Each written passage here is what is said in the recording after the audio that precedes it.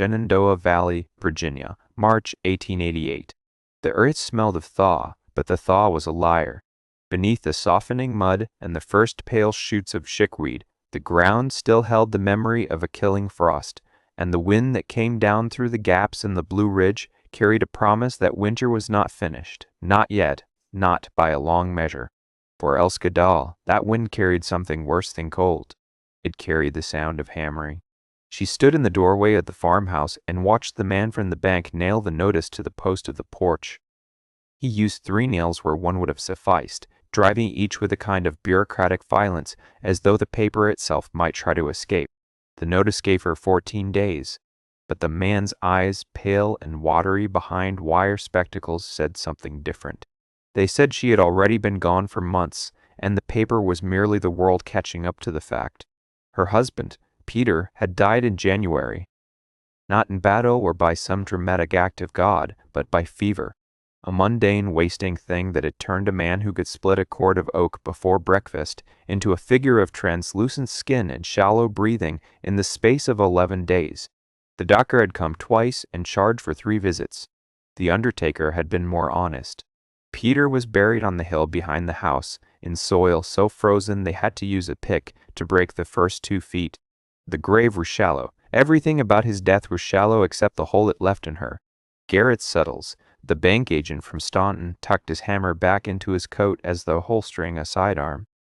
He was not a cruel man. He had brought his own pen and ink so she would not have to waste hers signing the acknowledgment. He had wiped his boots before stepping onto her porch. These small courtesies were the flags of a conscience that still functioned, however faintly. Mrs. Dahl, the bank extended terms twice while your husband was ill, he said, adjusting his spectacles with fingers that were red from the cold. There is simply no more room.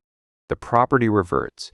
I have arranged for a seat on the mail coach to Harrisonburg if you wish it. There is a women's aid society there. She did not wish it. She said nothing. Suttles took her silence as grief, which it was, but it was also something else.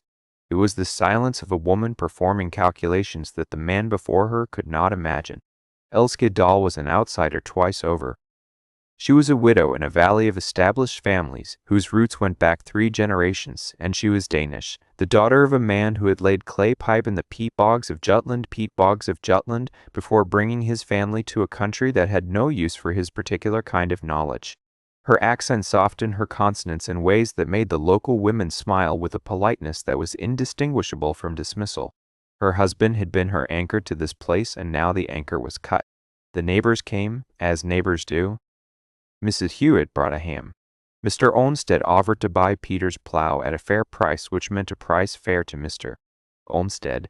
The Reverend Collis spoke of God's mysterious plan with the serene confidence of a man whose own wife was alive and whose own wife was paid.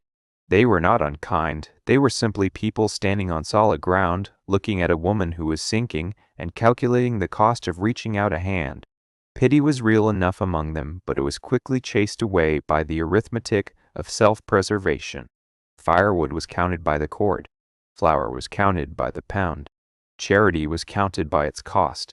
She should go east, Mrs. Hewitt told her husband that evening, spooning gravy over biscuits in their warm kitchen. She has no people here. A woman alone in that house, a foreign woman, it is simply not practical. The word was the valley's highest virtue and its sharpest blade. What they did not know, what Elske herself was only beginning to understand, was that Peter Dahl had left her something far more valuable than a plow or a paid mortgage. He had left her his father's knowledge, carried across the Atlantic in his memory, and in a small leather notebook written in a crabbed Danish hand that smelled of pipe tobacco and linseed oil. Peter's father, Mikkel, had been a master of clay. Not a potter exactly, but something older. A man who understood the way earth held heat, the way a cupped hand holds water. In Denmark he had built masonry stoves that could burn a single load of wood and radiate warmth for 18 hours. He understood thermal mass the way a musician understands a chord, intuitively, structurally, as a thing that lived and breathed. Peter had spoken of these things in the evenings, his English rough-edged but precise, while Elske mended or read by the lamp. He would hold his hands near the iron stove, the one that gulped wood and gave back a fierce, brief heat that fled through the walls like a thief, and he would shake his head. "This stove is a fool, Elska," he would say. "It fights the cold. My father's stoves, they did not fight. They absorbed. They remembered. The clay remembers the fire long after the fire is gone. The surface is a fool. The surface lets everything escape. But mass, thickness, density, these are the things that hold." She had listened the way one listens to a husband's familiar passions, with affection and only partial attention. Now, with the notice on her porch and 14 days dissolving like spring snow, those words returned to her with the force of revelation. The farmhouse was lost, she understood that. But the land around it, the rolling pasture that ran down to the creek, the wooded hillside, the south-facing slope where Peter had once talked about building a proper root cellar, that land held something the bank had not thought to claim. It held a war trench. The valley had seen fighting. Not the famous battles, but the smaller, uglier skirmishes of 1864 when Sheridan's men had burned their way through the Shenandoah. A Union company had dug a defensive trench along the south-facing hillside behind the Dahl property, a long, deep cut in the earth reinforced with timber and stone. After the war, the trench had been abandoned, left to fill with leaf litter and blackberry cane and the slow accumulation of decades. The locals called it the Devil's Ditch and avoided it. Children were warned away. It was a scar, a reminder of a violence they preferred to forget. Elske had walked past it 100 times. She had never looked at it with anything but mild unease. But now, standing on her porch on the 12th day of her 14, she looked at it differently. She looked at it with her dead husband's eyes. A trench is a wound in the earth. But a wound, properly treated, becomes a channel. A channel becomes a vessel becomes a home. She started digging on the 9th of March, when the mud was still half frozen and the sky was the color of old pewter. She began at the eastern end of the trench, where the original soldiers had cut deepest into the hillside, creating a natural embankment nearly 7 feet high on the north side. The old timber revetments were rotted, but the stone footings remained, massive slabs of local limestone that the soldiers had wrestled into place with the desperate energy of men who expected to be shot at. These stones were her foundation. The work was brutal. She cleared 20 years of debris by hand, dragging out tangles of blackberry root that tore her gloves and left her palms bleeding through the leather. She excavated the collapsed sections, using Peter's short-handled spade and a mattock, whose handle she had to reseat twice. The soil itself told her a story. The top layers were dark with humus, rich and loose, but deeper below the frost line the earth changed. It became dense, clay-heavy, the color of rust, and it was warm. Not warm to the casual touch, but warmer than the air above it by a margin that Elske could feel through her bare fingers. The earth below the frost line held a stable temperature, somewhere around 55 degrees by her reckoning, regardless of what the sky was doing. This was the principle Peter had spoken of. This was what his father had understood. The earth itself was a stove, slow and patient, holding the sun's heat from the previous summer in its dense clay body, releasing it grain by grain through the cold months. She widened the 12-foot section of the trench, squaring the walls and digging the floor down another 2 feet until she stood in a rectangular chamber roughly 12 feet long, 8 feet wide, and 7 feet deep. The north wall was the hillside itself, a massive bank of earth and stone that would never let the cold through. The south wall she kept low, only 4 feet high, and angled to catch the weak winter sun. She framed her rough roof using salvaged timber from the old revetments and deadfall oak from the woodlot, laying the beams close together and covering them first with a layer of pine boughs, then with the clay-heavy soil she had excavated, packing it tight 18 inches deep. The roof became a living thing, an extension of the hillside, insulated by the very earth it was made from. For the south-facing wall, she did something the valley had never seen. She collected flat stones from the creek bed, hundreds of them, each one chosen for its dark color and smooth face. She stacked them into a thick wall, 2 feet deep, with a gap at the top that she fitted with a wooden frame and a piece of salvaged window glass from the farmhouse. Glass that Suttles and the bank would not miss, being interested in land and structure, not in a single cracked pane. This glass-topped stone wall became her heat trap. The pale March sun, low on the horizon, would strike the dark stones through the glass. The stones would absorb the warmth and hold it, radiating it inward through the night. Thermal mass. The principle was ancient. The application was her own. By the end of the second week, she had a door. It was not a proper door, but a frame of oak planks hung on leather hinges, fitted tight against a stone jamb she had mortared with Crete clay. She packed the seams with a mixture of clay and dried grass, the same cob technique that Danish farmers had used for centuries. When she closed that door for the first time and sat in the dim, still air of her underground room, the silence was extraordinary. The wind, which had been a constant howling presence, was reduced to a whisper. The temperature inside, without any fire at all, was markedly warmer than the farmhouse above, whose thin plank walls and drafty windows let the cold pour through like water through a sieve. She built her fire pit against the north wall, a small stone enclosure connected to a flue she had carved through the earth to the surface above.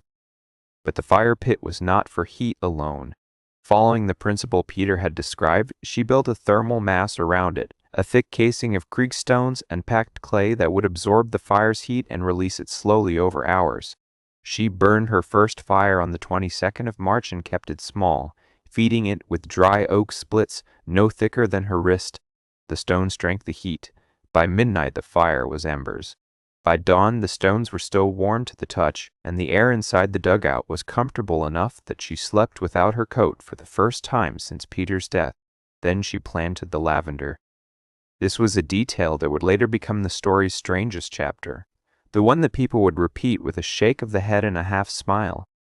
She had brought the lavender starts from the farmhouse, 6 small pots that Peter had given her the previous spring, grown from seed he had ordered from a catalog in Philadelphia. They were a reminder of home, of Denmark, where lavender grew along the stone walls of her mother's kitchen garden. She planted them along the south-facing edge of the trench, in the disturbed soil above her shelter, where the warmth rising from her underground room would keep the roots from freezing. It was part sentiment, part science. The lavender's roots would bind the soil of her roof, preventing erosion. Its scent, drifting down through the earth, would sweeten the air inside. But the roots found something else.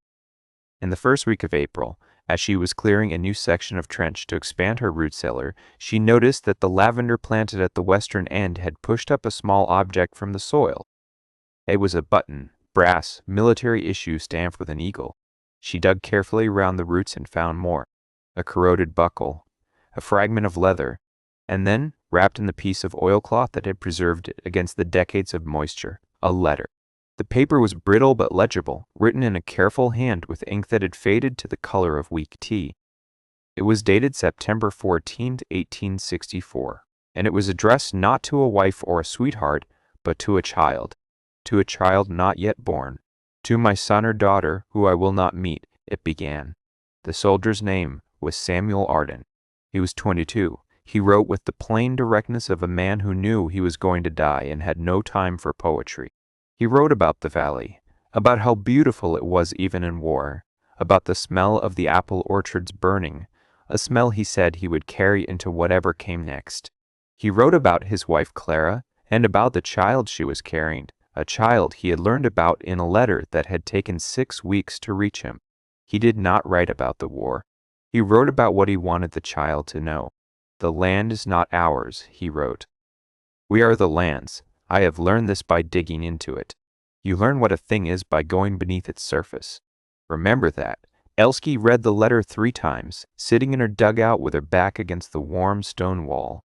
The words of a dead Union soldier, written in a trench that was now her home, telling his unborn child the same truth that Peter's father had known in Denmark, that Peter had tried to tell her on those winter evenings.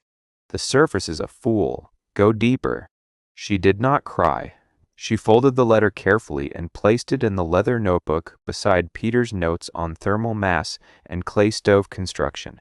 2 dead men's knowledge, side by side. One written in Danish, one in English, both saying the same thing. Spring should have ended her story, but spring that year was another liar. Late April brought a killing frost that no one in the valley had expected. The apple blossoms already open were destroyed in a single night. The early plantings of corn and tobacco, the valley's cash crops, turned black in the fields. And then on the 2nd of May, a storm came down from the mountains that the old-timers would later call the May Hammer. Snow, Wet, heavy, devastating snow that collapsed roofs and killed livestock and dropped temperatures to readings that belonged to January. Gareth Suttles, who had stayed in Staunton through the winter, received reports of the damage with genuine alarm. The valley's economy was agricultural, and the late frost and freak storm had destroyed it. Families who had been comfortable in December were desperate by May. 2 people died of exposure in the upper valley. Livestock losses were severe. The Hewitt family lost their barn roof and half their winter stores when the timbers gave way under the weight of the wet snow. In Providence, the community gathered in the church to assess the damage. Silas Croft, who owned the mill and the general store and who served as the town's informal authority, stood before them with the grim expression of a man delivering a diagnosis. Croft was a large man, broad-shouldered, with hands that could crush a walnut. He had built his mill with those hands, and he believed in the gospel of hard work and sound timber. He had been among those who had watched Elske's eviction with pragmatic indifference. "We have lost the Hewitt barn, the Olmsted smokehouse, and the roof of the schoolhouse," he said, his voice carrying the weight of a man accustomed to being obeyed. "We need timber, we need labor, and we need to rebuild before the next weather comes. And it will come. The spring is broken." It was during the rebuilding effort that word reached town about the widow doll. A boy sent to gather deadfall from the hillside came running back with a story that no one believed. The foreign woman was living in the old war trench. She had built something down there, and there were flowers growing on the roof. Croft went to see for himself. He took 2 men with him, practical men, carpenters who knew wood and stone. They expected to find a half-mad woman huddling in a muddy ditch, and they carried a blanket and a flask of whiskey as a kind of rough ambulance. What they found stopped them at the edge of the trench. The dugout was neat. The entrance was framed with stone and fitted with a solid door. The roof was covered in living earth from which, impossibly, small green shoots of lavender were growing in defiant rows. A thin thread of smoke rose from a clay chimney pipe near the back. The air near the entrance smelled of dried herbs and warm stone. Elske emerged when she heard their boots on the gravel. She was thinner than they remembered, and her hands were rough and dark with work. But her eyes were clear and her bearing was straight. She did not look like a woman who had been surviving. She looked like a woman who had been living. Croft stared at the dugout, then at the woman, then back at the dugout. He reached out and touched the earth wall near the entrance. It was warm. He pulled his hand back as though he had touched something sacred and did not have permission. "How is it warm?" he asked. His voice was quieter than anyone had ever heard it. "The earth holds heat the way a stone holds the sun," Elske said. "You build on the surface and the cold takes everything you give it. Build into the earth and the earth gives back." Croft was quiet for a long moment. He looked at the stone wall, the glass-topped heat trap, the small clay chimney. He was a man who built things, and he recognized craft when he saw it, even when it came in a form he had never imagined. Something shifted behind his eyes. Not humility exactly. Silas Croft was not built for humility, but recognition, the recognition that he was standing inside an idea that was better than his own. He did not apologize for what had happened. Men like Croft did not apologize, but he did something that, for him, cost more. He asked to be taught. "My mill roof leaks heat like a sieve," he said, and the admission was physical. The words dragged out of him like nails from green wood. "Always has. I have burned more cordwood in that building than any structure in the valley, and it is still cold enough to freeze the saw oil by February." He paused. He looked at his hands, those massive, capable hands, and for a moment he seemed to see them differently, as tools that had been building the wrong thing for 30 years. "Show me what you know." Elske showed him. She showed all of them. She did not bargain or demand payment or remind them of the notice on her porch. She showed them the thermal mass principle, the way dense materials absorb and slowly release heat. She showed them the earth-sheltered construction, the way building into a hillside rather than on top of it reduced heat loss by more than half. She showed them the solar heat trap, the dark stones behind glass, and explained how even weak winter sun could charge a stone wall with enough warmth to last through the night. Croft retrofitted his mill first, banking earth against the north wall and building a massive stone heat sink behind his forge. The difference was immediate and startling. His wood consumption dropped by nearly half. He could work through the coldest nights without the saw oil thickening. He told the Hewitts. They told the Olmsteads. By June, half the structures in the valley had earth banked against their northern faces, and 3 families had begun building proper root cellars using Elske's design. The letter she had found became something else entirely. She wrote to the War Department asking about Samuel Arden of the Valley. It took months, but eventually she learned that Arden had indeed been killed 3 days after writing that letter, in a skirmish that never made the history books. His wife Clara had remarried and moved to Ohio. The child, a daughter named Rose, was 23 years old and living in Columbus. Elske sent the letter to Rose Arden with a note of her own, written in her careful, accented English. She did not explain the circumstances of the discovery in detail. She simply wrote that the valley her father had loved was still beautiful, and that the trench he had dug had become a home. She never received a reply. She did not need one. The letter had done its work not by reaching its intended recipient, but by reaching the person who needed to read it at the exact moment she needed to read it. Samuel Arden's words to his unborn child had become Peter's words. To his grieving wife had become Nickel's words to a frozen valley. The surface is a fool. Go deeper. Years later, travelers passing through the Shenandoah would remark on a strange feature of the Dahl homestead. The house on the hill was modest, rebuilt after the bank had quietly released its claim, when Elske proved more valuable to the community alive and present than absent and forgotten. But behind the house, along the south-facing slope, there was a garden unlike any other in Virginia. Rows of lavender grew in lines so precise they looked planted by a surveyor, their purple blooms following the exact path of an old military trench that most people had forgotten was ever there. And if you knelt in that garden on a cold morning and pressed your hand to the earth between the rows, you could feel it. Warmth, rising from below. The earth remembering. Elske Dahl lived to be 71. She never remarried. She became the person the people in the valley went to when they had a building problem they could not solve, a basement that flooded, a smokehouse that would not draw, a cabin that could not hold heat. She listened more than she spoke, and when she did speak, it was usually to repeat something her husband had said, or something his father had written in a leather notebook that smelled of pipe tobacco and linseed oil. She was not a builder. She was not an engineer. She was a woman who had been forced beneath the surface and had found, down there in the dark and the clay and the roots of things, a way of understanding that the surface would never teach. The lessons of Elske Dahl are not about trenches or lavender or thermal mass, though those are worth knowing. They are about what happens when the world removes every option except the ones you were taught to ignore. Most of us live on the surface. We build our lives the way the valley built its cabins, thin walls, big fires, constant consumption. We fight the cold with more fuel. We fight rejection with louder voices. We fight loss by trying to replace what was taken. And when the storm comes, the real storm, the one that does not care about our plans or our mortgages or our expertise, we shiver and we burn through everything we have, and we wonder why the cold still finds us. What trench have you been walking past? What scar in the landscape of your life have you dismissed as ugly, as damaged, as someone else's war?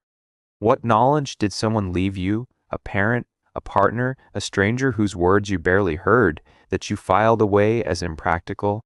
What letter is buried in your soil, waiting for the roots to find it? The world will call it madness. They will call it digging your own grave. They will offer you a seat on the coach to somewhere easier, somewhere practical, somewhere that makes sense to people who have never been forced below the surface. Let them. Your trench is waiting. Your lavender is ready to plant.